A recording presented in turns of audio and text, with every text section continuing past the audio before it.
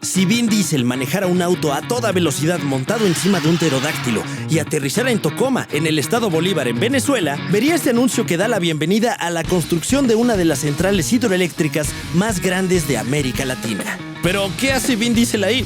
Eso no importa. El anuncio tiene un mensaje revolucionario, fotos del progreso, pero el mensaje se ve desgastado, viejo. Y la razón es que la hidroeléctrica era una obra de un consorcio liderado por la constructora brasileña Odebrecht que nunca se terminó. En el anuncio también vemos a Hugo Chávez. Algunos lo recordarán por ser un gran cantante.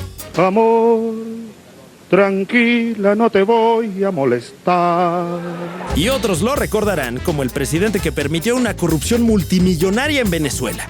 En 2012, Chávez hizo una transmisión para hablar de la planta hidroeléctrica de Tocoma que generaría 2,000 megavatios mensuales, suficiente energía para satisfacer a 7 millones de hogares o a una familia de Transformers. La primera unidad debe estar arrancando en septiembre. Chávez se refería a septiembre de 2012, pero la infraestructura no se concluyó. El sistema eléctrico que existía colapsó y así está Venezuela ahora.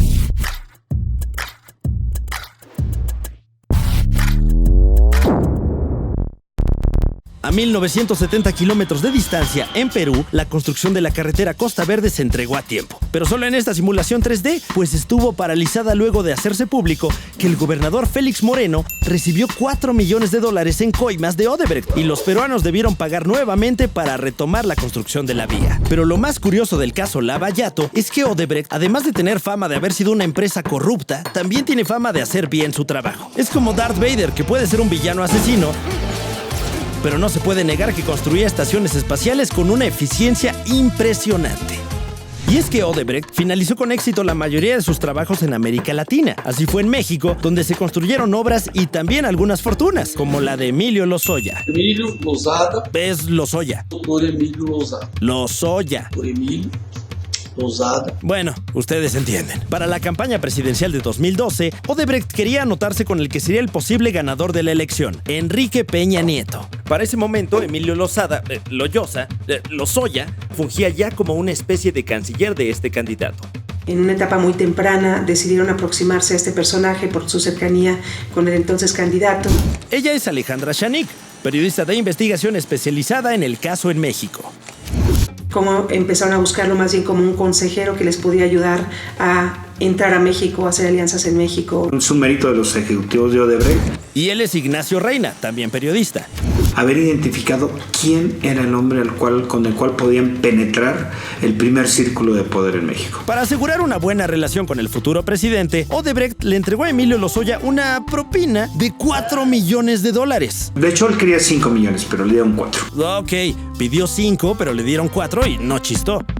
Ese mismo año, Peña gana la presidencia y ¿qué creen que pasó con Lozoya? Emilio Lozoya acabó siendo miembro del gabinete, el director de la petrolera, que es la compañía a la que Odebrecht más ansiaba tener contratos. Y Lozoya devolvería el favor a Odebrecht con el contrato para la construcción de la refinería de Tula en el estado de Hidalgo. Y luego, ya cuando asignó el contrato, pues le dieron otros $6 millones. A los pocos años, cuando se destapa el caso, varios ejecutivos de Odebrecht dan testimonio que uno de los más beneficiados en México con los sobornos, las propinas, fue Emilio Lozoya. Emilio Lozoya.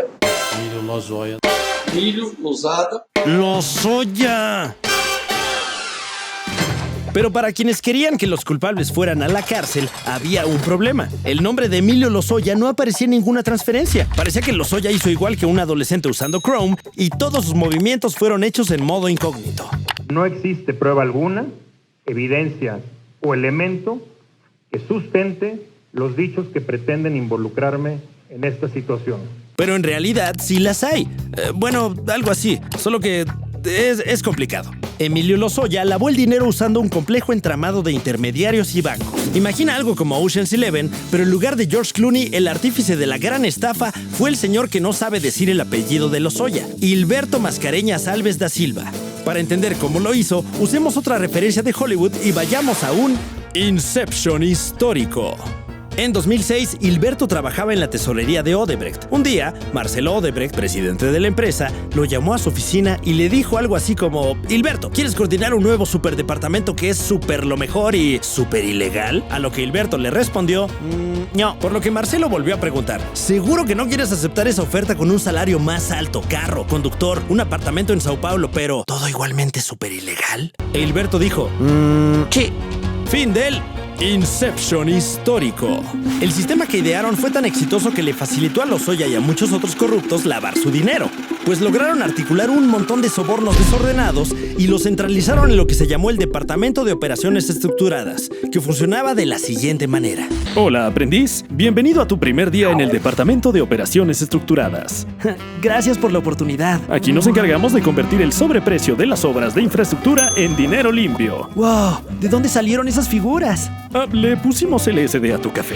Aquí aprenderás a hacer pagos sin ser detectado por personas que no quieren el progreso o también conocidas como autoridades. Para eso, debes cumplir estos sencillos pasos. Primero, necesitas crear varias empresas de maletín para mover el dinero entre ellas. ¿Empresa de maletín? Así es, una empresa inexistente sin oficinas ni empleados. También las llaman empresas fantasma.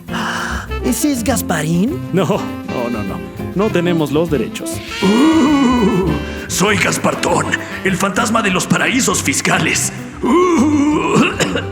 Luego de tener estas empresas fantasmas, ahora necesitamos fabricar contratos falsos. Pueden ser de asesorías ficticias, como una consultoría sobre ingeniería o sobre qué ropa es más adecuada para tu perro en alguna época del año. En otoño nada mejor para un Shar-Pei que un hermoso cardigan color crema. Muy bien, ya estás aprendiendo. Luego de tener el contrato falso, depositamos el dinero en las cuentas de esas empresas fantasmas. Debes transferir en cuentas diferentes las veces que sea necesario para que el dinero sea más difícil de rastrear que el ladrón de almuerzos de la oficina. ¿Y debo tomar alguna medida de seguridad? Por supuesto. Ahora, presta atención a estos tips. Utilizar apodos para nuestros clientes políticos es la mejor forma de mantener lejos a las autoridades. Puedes usar el nombre que quieras, como Viagra, Barbie o Drácula. ¡Qué nombres tan ridículos! Ay, aprendiz, esos fueron los más serios que utilizamos. También, si algún banco te pone limitaciones con sus regulaciones, ¿qué podemos hacer? Compramos el banco. Exacto. Me gusta cómo piensas, aprendiz. Te va a ir muy bien en este negocio. Y recuerda, por tu buen desempeño, recibirás un bono. ¿Y cómo me lo pagan? ¿Con gift cards? No, usando el mismo departamento de operaciones estructuradas. ¿Qué esperas? Comencemos a mover dinero y bienvenido a Odebrecht. ¡Perfecto! Estoy listo para empezar a trabajar. Mejor espera unas horas hasta que se te pase el efecto del café. El Departamento de Operaciones Estructuradas logró lavar dinero por varios años de forma infalible. Bueno, casi, porque si no, no estaríamos hablando de ellos ni de Gaspartón. Además, los detalles de cómo funcionaba fueron expuestos no por un espía inglés en traje elegante, sino por secretarias de la empresa. Pero eso lo dejaremos para el próximo episodio.